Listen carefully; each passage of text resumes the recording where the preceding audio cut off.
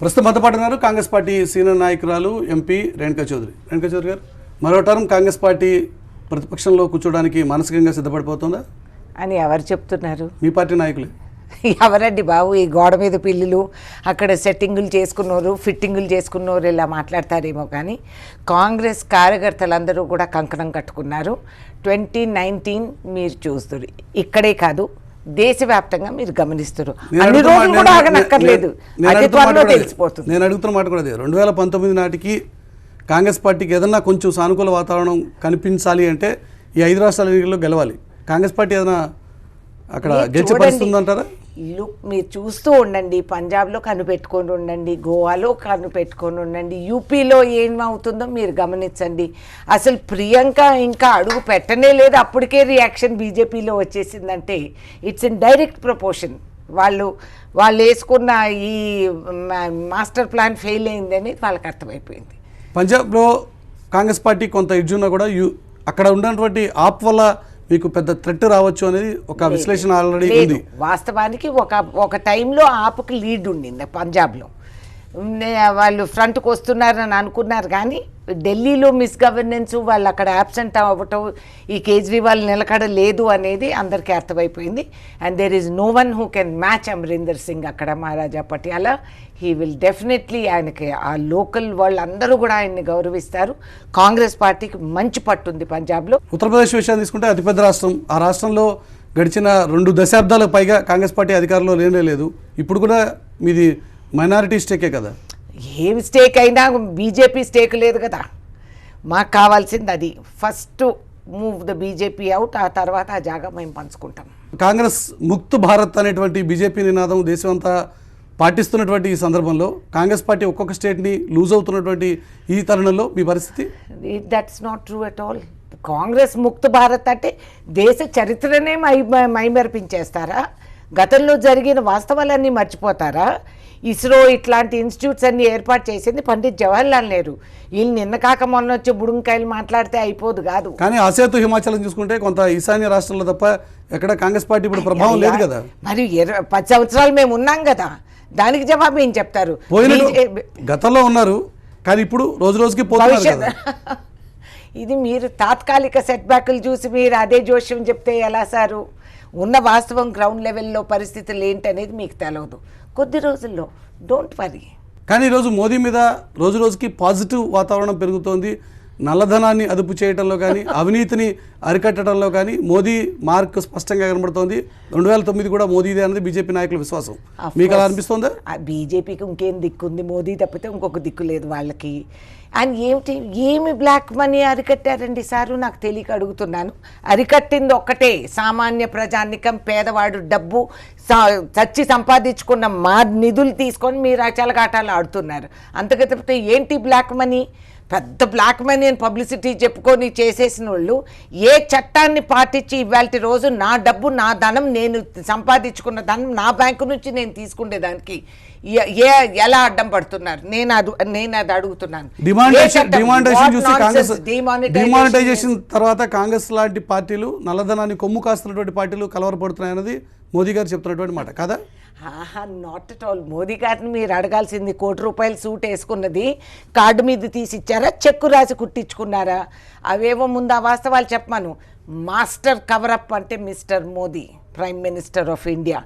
ఆయన ఏ విధంగా ఎక్కడ ఏ ధనము, ఎవరి ధనాలు, రుణాలు మాఫీ చేసేసి బ్యాంకుల్లో కానీ దమ్ముడి మిగలలేదు. కాబట్టి ఇవాళ బ్యాంకుల్లోకి నిధులు కావాలని చెప్పి డిమానిటైజేషన్ అనే డ్రామా ఆడి సామాన్య ప్రజలు, గ్రామ స్థాయిలో మహిళలు, సోమవారం చిట్టీలు కట్టుకున్న పేద మహిళ, అసలు దిక్కు లేకుండా రైతు, ఇటువంటి వాటికి ఆయన ఏం జవాబు చెప్తున్నారని చెప్పండి.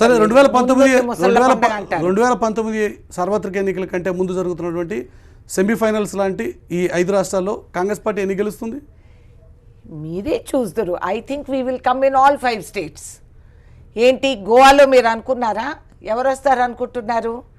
What is your reading? Uttarakhand ఎవరున్నారు? We are already there. ఉత్తరాఖండ్లో యాంటీ ఇన్కంబెన్సీ ఉన్నా కూడా వీ విల్ విన్. ఇంటర్నల్ కాంగ్రెస్ సెపటైజ్ ఓ డోంట్ వరీ, బీజేపీలో లేదనుకుంటున్నారని మీకేం తెలుసు. ఏదో ఒక రోజు ఆ రహస్యాలు నేను బయట పెడతాను, చూస్తూ ఉండండి. ప్రస్తుతానికి అయితే ఎక్కడ కనిపించట్లేదు. బీజేపీ నేను బీజేపీలో చెప్తున్నా, సింగిల్ లీడర్షిప్ మాస్టర్ కమరా కనిపిస్తుంది. అవును మరి అంతే, అది బీజేపీ పార్టీ కూడా కాదు, ఇట్స్ ఓన్లీ మోదీ పార్టీ. ఈరోజు బీజేపీ ఏకపార్టీగా ఏకవ్యక్తి పార్టీగా నడుస్తున్నటువంటి పాపం ఆ పార్టీని ఢీకొనేటువంటి సత్తా కాంగ్రెస్ ఉంటుందా? అరే ఉంటుందా ఏంటి, అదేం క్వశ్చన్. ఫ్యూచర్ టెన్స్ చెప్తున్నారు. ఆల్రెడీ ఉంది కాబట్టి మేము మాట్లాడుతున్నాము, ఉంది కాబట్టి బీహార్లో మేము గోల్ కొట్టాము, ఉంది కాబట్టి యూపీలో కదం తొక్కుతున్నాము, ఉంది కాబట్టే మేము గోవాలో గెలుస్తున్నాం, ఉంది కాబట్టే ఉత్తరాఖండ్లో మేము వస్తాం, ఉంది కాబట్టే మిజోరాంని తిరగేస్తాం. There is no doubt about it. ఈ 5 రాష్ట్రాల ఎన్నికల్లో రాహుల్తో కష్టం అని చెప్పే ప్రియాంక రంగంలో దించారా? Not at all. ప్రతి ఒక్కరు బాధ్యతలు పంచుకొని వాళ్ళందరూ ఎవరి పాత్ర వాళ్ళు వహించాలి కాబట్టి టీమ్ స్పిరిట్ పైన టీమ్ యాక్షన్ ప్లాన్లోకి దిగాం. ఇప్పుడు కాంగ్రెస్ పార్టీని కాపాడాల్సినటువంటి బాధ్యత, కాంగ్రెస్ పార్టీని రక్షించేటువంటి కార్యక్రమం ప్రియాంక తీసుకున్నారా? కాంగ్రెస్ పార్టీకి కాపాడాల్సింది చేయాల్సిన అవసరం లేదు. కాంగ్రెస్ పార్టీ క్షేమంగా ఉంది. మేము కాపాడుకోవాల్సింది మా కార్యకర్తలు. రాహుల్ గాంధీతో చేత కావట్లేదు కాబట్టి, రాహుల్ గాంధీ వల్ల కావట్లేదు కాబట్టి ప్రియాంకని రంగంలో దించారన్నది మీ పార్టీలో జరుగుతున్నటువంటి ఒక చర్చ, అవునా కదా? Not at all. ఇది ఎవరో రాసే ఫిక్షన్ స్టోరీస్, టీవీ సీరియల్ రాసేస్తే పోతుంది ఇలాంటి కథలన్నీ. Rahul is vice president Congress party. He's very much in control and బ్రహ్మాండంగా పార్టీ జరుగుతుంది. రాహుల్ అనుమతితోనే ప్రియాంకని రాహుల్ దించారు స్ట్రాటజీ ప్లానింగ్గా. ఎవరు చెప్తున్నారు మీకు ఈ కథలన్నీ? వాస్తవాలు తెలుసుకోకుండా సొల్లు కబుర్లు చెప్పేస్తే మీరు నమ్మేస్తారా? కానీ కాంగ్రెస్ పార్టీలో రాహుల్ గాంధీ బాధ్యతలు తీసుకోవడానికే సిద్ధంగా లేరు.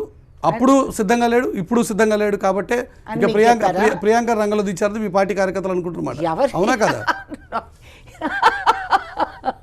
అందుకనే మొన్న తల్కటోరా స్టేడియంలో అంత గొప్ప మీటింగ్ పెట్టాడా రాహుల్. ఇది హోల్ డిమానిటైజేషన్ పైన యాజిటేషన్ జరుగుతూ ఉండేది. రాహుల్ ఆధ్వర్యం, ఆయన కాన్సెప్ట్, దాని మీద మేము పోరాడుతున్నాం. ఇప్పటికీ Rahul milk boy, Amul boy అనేటువంటి ప్రచారమే బీజేపీ నాయకత్వం చేస్తుంది. అందంగా ఉంటాడు. అమూల్ బాయ్కి మీరు ఎంత అడ్వర్టైజ్మెంట్కి ఎన్ని కోట్లు ఖర్చు పెడుతున్నారు? అంత బ్రాండ్ మీకు దొరకాలంటే బీజేపీలో ఎక్కడా లేదు. డోంట్ వరీ, ఆయన అమూల్ బాయో బేబీ బాయో, we are very happy. Amul boy milky boy ఈరోజు పార్టీని, ఇంత పెద్ద పార్టీని లీడ్ చేసేటువంటి ఆస్కారం ఉందా? మీరు పదే పదే ఏంటా ప్రశ్న? పదే పదే అడుగుతారేంటి? He is in control, he is running the party. What are you talking? Sonia గాంధీకి అనారోగ్య పరిస్థితులు కొంచెం ఇబ్బందికరంగా మారితే బాధ్యతలు తీసుకోవాల్సింది రాహుల్ గాంధీ తీసుకున్నాడా? ఆ స్థాయిలో ఉందా పరిస్థితి పార్టీ ఈరోజు? First of all Sonia Gandhi గారి ఆరోగ్యం బంగారంగా ఉంది. తాత్కాలికంగా ఆమెకి ఆ వైరల్, ఆ ఫ్లూ వచ్చి కొంచెం ఇబ్బందికి గురయ్యారు. ఆవిడ బ్రహ్మాండంగా she is president of the party. ఈ యూపీ డిస్కషన్స్లో వారు కూడా భాగస్వాములుగానే ఉన్నారు.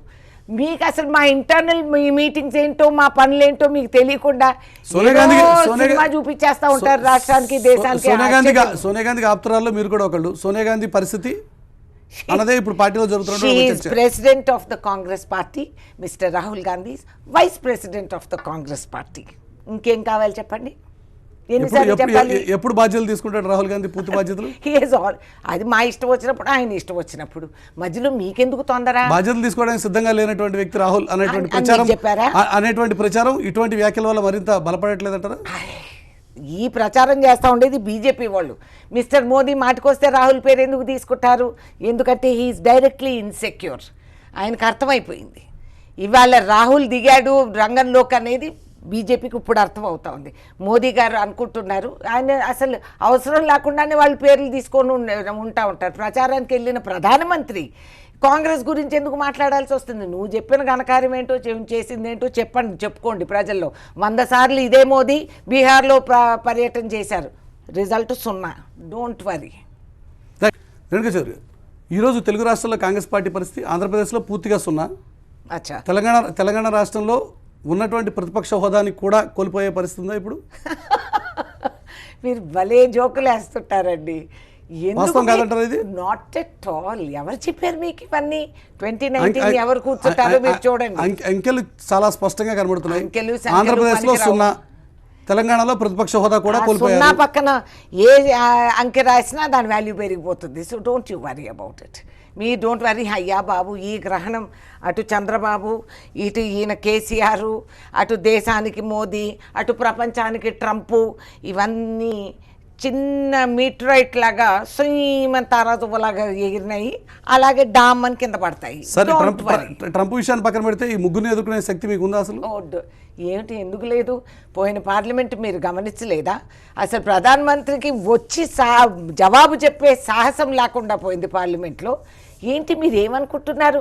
ఆయనకి లేని పవర్స్ మీరు కేటాయించొద్దండి. ఆయన ఏం సూపర్ మ్యాన్ కాదు. He's Mister Modi. Don't worry, we know how to deal with that. కానీ రాష్ట్రంలో ముఖ్యంగా తెలంగాణ రాష్ట్ర విషయాన్ని తీసుకుంటే కూడా ఈరోజు కాంగ్రెస్ పార్టీ సీనియర్లే కేసీఆర్ని పొగడానికి పోటీలు పడుతున్నట్టున్నారు.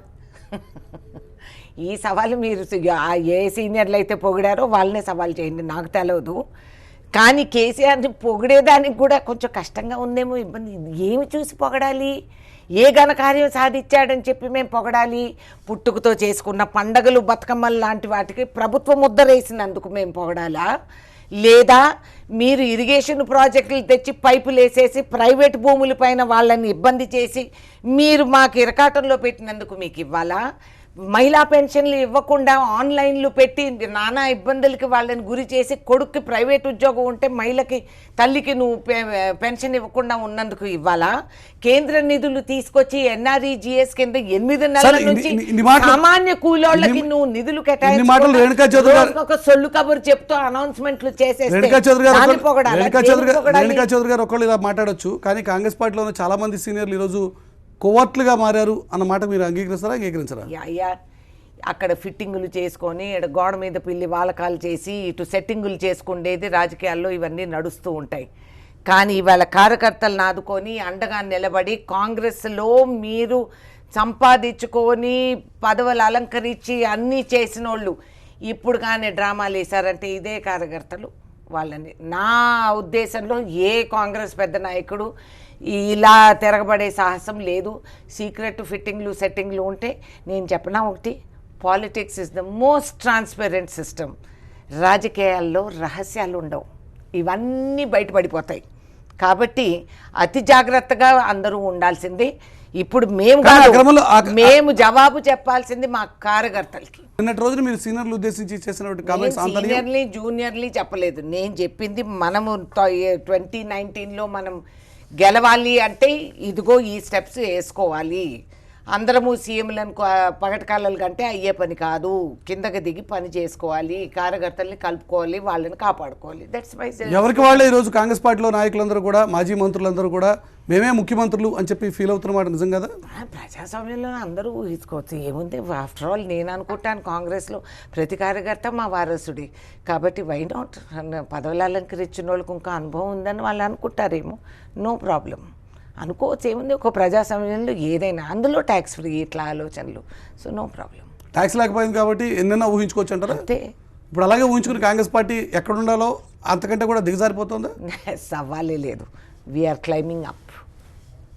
మీరు చూస్తూ ఉండండి. ఎక్కడ ఎక్కడ ఒక పాజిటివ్ సిమ్టమ్ చూపించండి. నాతో బెట్ ఏం వేసుకుంటారు చెప్పండి.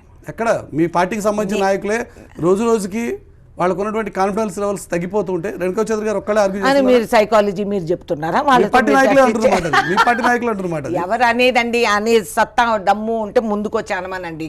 గోడ మీద వెనకాల దాక్కొని ఈ కథలు చెప్తా ఉంటే I don't care who that man is, who is this fellow who talks like this, and then is not worth it also. పోయింది, పేడా పోతుంది. We don't need such people. KCR family మొత్తం ఈరోజు ప్రభుత్వాన్ని నడిపించే కార్యక్రమంలోనూ తెలంగాణ రాష్ట్రాన్ని పునర్నిర్మించే కార్యక్రమంలోనూ బిజీగా ఉందని వాళ్ళు చేసుకుంటున్నటువంటి క్లెయిమ్. యామ్యామ్లు, కలెక్షన్లు బ్రహ్మాండంగా చేసుకుంటున్నారు. బంగారు తెలంగాణ అనేది కేవలం ఈ కుటుంబానికే వర్తిస్తుంది. పిచ్చోళ్ళందరూ ప్రజలు నమ్మేశారు బంగారు తెలంగాణ అంటే. ఓహో, మా జీవితాలు బంగారం పండిపోతాయని మేము పిచ్చి కళ్ళలు కన్నాం. పిచ్చోడి చేతిలో రాయి ఇచ్చామనేది వాళ్ళందరికీ అర్థం. ఈరోజు కాంగ్రెస్ పార్టీ ఒక అభివృద్ధి నిరోధక పార్టీగా తయారైంది. ప్రతి ప్రాజెక్టుకి ప్రతి పనికి అడ్డం కొట్టడం తప్ప వీళ్ళు చేయగలుగుతుంది ఏం లేదు అనేది అధికార పార్టీ మాట. మేము చెప్పేది ఏంటి? కోర్టును అడగండి. వీళ్ళు పెట్టిన జియోలు 1, 2, 3లు ఒకసారి కాదు 3 సార్లు 5 సార్లు పెట్టుకొని కోర్టు టకా టకా టకా టకా కొట్టేసిందే. మరి వాళ్ళ గురించి ఏం చెప్పాలి? అట్లయితే కోర్టులు వీళ్ళు చెప్పిన మాట వింటం లేదా? వీళ్ళకి ఎక్స్పీరియన్స్ ఏముందని చెప్పి కూర్చొని ఊరికి అరిచేతిలో సినిమాలు చూపిస్తే కాదు అయ్యే పని. ఇవాళ మేమేం చెప్పనక్కర్లేదు, మిగతా ప్రజలు ఏం చెప్తున్నారు మీరు రండి. గ్రామ స్థాయిలో లేడీస్ ఏమంటున్నారు మీకు మేము చెప్తాం. మాకు తెలుసు ఏమంటున్నారు. అమ్మ మాకు పింఛన్లు రావటం లేదు, మాకు పైసలు లేవు, మా సోమవారం చిట్టి డబ్బులు పోయినాయి, ఈడు కడుపు మాడా, ఈయన ఏం చెయ్యాలా అని వాళ్ళు చెప్తున్నారు. నేను చెప్పే మాటలు కాదు, మీకు అర్థమయ్యేటట్టు వాళ్ళ భాషలో చెప్పారు. కానీ ఈరోజు బంగారు తెలంగాణ దిశగానే అడుగులు వేస్తుంటే కాంగ్రెస్ పార్టీ నాయకులకే కళ్ళు కుట్టి ఇటువంటి అభివృద్ధి నిరోధక శక్తులుగా మారుతున్నారనేది అధికార పార్టీ మాట. ఇంకా అంతకంటే ఏం చెప్తుంది అధికారం? దమ్ముడి పని చేయలేదు, చెప్పిన కథలన్నీ చెప్పావు, 2.5 సంవత్సరం గడిచిపోయింది, అనా కానీ అక్కడ మిగలలేదు, అంత డబ్బులంతా శూన్యం, రిజల్ట్ శూన్యం. కాబట్టి ఇంక ఇంతే చెప్తారు, ఎత్తుకున్న కాడు నువ్వు చదువుకో, కాంగ్రెస్ ఇది కాంగ్రెస్ అది తప్పితే నువ్వు చెప్పింది ఏ మాట నువ్వు నిలబెట్టుకున్నావు నాకు చెప్పండి, నాకు చెప్పమనండి, let him tell. Renuka Chowdhury గారు, ఇక తెలంగాణ రాజకీయాల విషయానికి వస్తే, వ్యక్తిగతంగా మీ విషయానికి వస్తే, తెలంగాణలో రేణుకా చౌదరి రాజకీయ శకం ముగిసినట్టు అనుకోవచ్చా? అనుకునే దానికి కూడా ట్యాక్స్ ఫ్రీ కదా, నో ప్రాబ్లం. నా సంగతి ఆడ పక్కకు పెట్టండి, కానీ ప్రజలు ఏమనుకుంటున్నారు మోదీ గురించి, కేసీఆర్ గురించి అది అడగండి, దానికి జవాబు చెప్తారు. రేణుకా చౌదరి ఏంటా తర్వాత, అది తర్వాత చూసుకుందాం, భగవంతుడు ఉన్నాడు, ఆయనే నా సబ్జెక్టు చూసుకుంటాం. 2018 వరకు రాజ్యసభ సీట్ ఉంది కాబట్టి ఇబ్బంది లేదు, ఆ తర్వాత ఇక జిల్లా రాజకీయాలు వదిలిపెట్టదలుచుకున్నారా? మీరు ఎందుకు, నేను జిల్లాలో పోటీ చేస్తానేమో, మీకేం తెలుసు అండి. ఇదిగో మా జిల్లాలో మాట ఇచ్చారు, 2 బెడ్రూమ్లు ఇల్లు అన్నారు, ఉన్న ఇల్లు ఊడగొట్టారు, కట్టుకున్న ఇల్లుకు బిల్లు లేదు, తాగడానికి మాకు నీళ్లు లేవు. ఇటువంటి పరిస్థితుల్లో నేను చూసుకునేది నా ఖమ్మం ప్రజానికండి. ఎవరికి ఇంతవరకు ఇల్లు రాలేదు, కట్టుకున్న ఇంటికి బిల్లు రాలేదు, ఇంతవరకు ఎన్ఆర్ఈజీఎస్లో డబ్బులు ఇవ్వలేదు, సోషల్ సెక్యూరిటీలో మహిళలకి దిక్కే లేదు, ఫీజు రీయింబర్స్మెంట్ అది ఎప్పుడో కథ. కాబట్టి రేణుకా చౌదరి కాదు డేంజర్లో ఉండేది ఇక్కడ 2018 తర్వాత. కానీ విత్ ఇన్ ద పార్టీ, మీ పార్టీలో కూడా ఈరోజు ఆల్రెడీ మీకంటే వెనుకున్నటువంటి నాయకులు చాలా మిమ్మల్ని దాటుకుని జిల్లాలో ముందుకెళ్ళిపోతున్నారు అనుకుంటా. అచ్చా కాదా? ఏమో నాకు తెలియదు, మిమ్మల్ని అడుగుతున్నాను. ఓ భలే టీవీ సీరియల్ చెప్తున్నారు. ఎవరు ఉన్నారని చెప్పి నన్ను దాటిపోవడానికి? ఎవరు? మీ జిల్లాలో మీతో పాటు ఉన్నటువంటి నాయకులు ఉన్నారు కదా, వాళ్ళు ఎప్పటి నుంచో ఉన్నోళ్ళు, నేను జిల్లాకి వెళ్ళక ముందు నుంచి ఉన్నోళ్ళు. సో ఇప్పుడు కొత్త ఏంటి? మీరు అడిగిన ప్రశ్నకి నాకు అర్థమే కాదు. బట్టి సంగతి కానీ, పొంగులేటి సంగతి కానీ, మిగతా నాయకులు కానీ వీరందరూ ఆల్రెడీ జిల్లాని ఆక్యుపై చేసి మీకు స్పేస్ లేకుండా చేస్తున్నారా? వీళ్ళు కొత్తగా వచ్చి ఆక్యుపై చేసింది ఏమిటండి? వాళ్ళంతా కాంగ్రెస్ వాళ్ళు, జిల్లా అంతా కాంగ్రెస్, ఖమ్మం జిల్లా కాంగ్రెస్ జిల్లా అని మేము నినాదాలు. ఇప్పుడు ఖమ్మం జిల్లా 2 జిల్లాలు అయింది. So what? పార్లమెంటరీ సీటు ఉండేది ఇంకా అలాగే ఉంది. So what? సో నెక్స్ట్ ఎలక్షన్స్లో ఖచ్చితంగా ఖమ్మం నుంచే పోటీ చేసే ఆలోచనలు మీరు ఉన్నారు? ఇంకెవరైనా పోటీ చేయదలుచుకున్నారా చెప్పమనండి. ఇంకెవరైనా చేయదలుచుకుంటే నేను చూసుకుంటాను. ఇంతవరకు Renuka Chowdhury will contest. Active పాలిటిక్స్లో, అది కూడా డైరెక్ట్ బ్యాటిల్ పాలిటిక్స్లోనే ఉండదలుచుకున్నారా, లేక ఇప్పటిలాగా రాజ్యసభకి పరిమితం కాదలుచుకున్నారా? నేనేమి ఇప్పటిలాగా రాజ్యసభకు పరిమితం అవ్వదలుచుకోలేదు. కేంద్రంలో పార్టీ శ్రీమతి సోనియా గాంధీ, రాహుల్ గాంధీ ఏ నిర్ణయించి ఏ పాత్ర వహించమంటే ఆ పాత్ర వహిస్తాను. ఇప్పటికే గాంధీ భవన్లో రేణుకా చౌదరి తెలంగాణ నుంచి పక్కకు జరిగి ఆంధ్ర వైపు వెళ్ళిపోతున్నారు అనేటువంటి చాలా మంది కోరుతూ ఉంటారు. నో ప్రాబ్లం, వాళ్ళ కోరికలన్నీ తీరవు కదా. అనుకున్న వాళ్ళకి అన్నీ అయిపోతే అసలు వాళ్ళు ఎక్కడో ఉండేవాళ్ళు, వాళ్ళ కాన్సన్ట్రేషన్ అంతా రేణుకా చౌదరియే అని అనుకుంటే ఐఎమ్ దట్ పవర్ఫుల్ అని వాళ్ళు నాకు కాంప్లిమెంట్ ఇస్తున్నారు. Thank you. Gandhi Bhavan already attack అయితే ఉంది. ఎందుకుంది నాకు తెలవదు. ఇట్లా టాక్ కోసం నా దగ్గర టైం లేదు సార్. మేము గాంధీ భవన్ వెళ్ళేది పని చేయడానికి, మీటింగులు చేయడానికి, కార్యకర్తలను కలవడానికి. తెలంగాణ పాలిటిక్స్లో ఉండదలుచుకున్నారా లేక ఆంధ్రాకి వెళ్ళిపోదలుచుకున్నారా? Why not? నేషనల్ పాలిటిక్స్, ఇంకా ఇంటర్నేషనల్ పాలిటిక్స్ కూడా వెళ్ళొచ్చు. నాకు ఒక్కదానికే వీసా ఉంది 2 రాష్ట్రాల్లో ఇటు అటు తిరిగిపోయేదానికి. నా ఇష్టం. ఎవరు పర్మిషన్ కావాలి? మేడం సోనియా గాంధీ, రాహుల్ గాంధీ. మిగతా వాళ్ళ పర్మిషన్లు అవసరమా? Not at all. కాబట్టి ఇది ఎవరు మాట్లాడుతున్నారు? గాంధీ భవన్లో మాట్లాడుతున్నారు. గాంధీ భవన్లో కూడా నా గురించి చర్చిస్తున్నారు. షబాష్, నేను ఐఎమ్ దట్ ఇంపార్టెంట్ అని నాకు తెలియదు. థ్యాంక్ యూ మీరు నాకు చెప్పినందుకు. ఓకే, కేంద్ర మంత్రిగా పనిచేసి పార్టీలో అంత సీనియర్ లీడర్ అయి ఉన్నటువంటి మీరు అటు జిల్లాని వదిలిపెట్టి, రాష్ట్రాన్ని వదిలిపెట్టి నేషనల్ పాలిటిక్స్కే కన్ఫైన్ కాదలుచుకున్నారా? మీకెందుకండి అంత తొందర?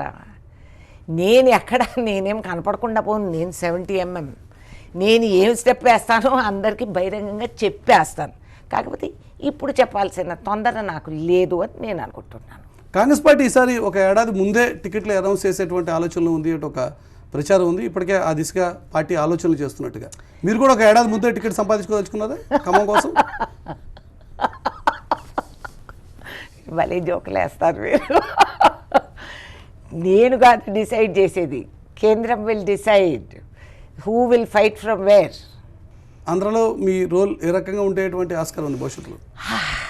ఏనాడు కేంద్రం డిసైడ్ చేసి నన్నాడ విసురుతారో అప్పుడు నా రోల్ ఏంటో అందరికీ అర్థమవుతుంది. అక్కడ ఆంధ్రప్రదేశ్లో రెండో టర్మ్ కూడా మాదే అన్నది చంద్రబాబు నాయుడు ధీమాగా చెప్తున్నటువంటి మాట.